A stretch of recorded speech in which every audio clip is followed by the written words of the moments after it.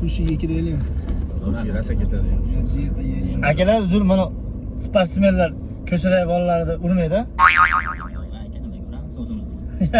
Anaqa televizorda ko'rganman-da, professional sportchi ko'chada urishmaydi deganda. Shunday Sababdan so'rayapsanmi? Ya endi so'rab qo'ygan yaxshi-da, shu prosta so'rab olyapman hozir. To'g'ri eshitgan ekansizlar. Ha, shuni urishmaydi ekanda. Oshnalarim aytganda menga.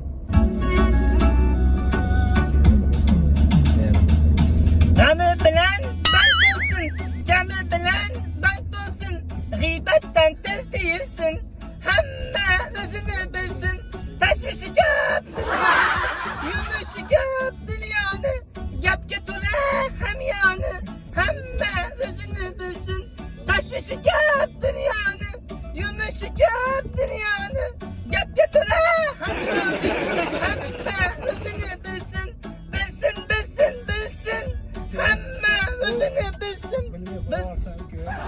Bilmay qolsin. Ya endi masalan kayfiyatinglar ko'taraveringlar. Yo'q, bilmayman. Al Mumtoz navolarni aytib beraymi yo zarur berishmi? Tinchgina ketaveramiz.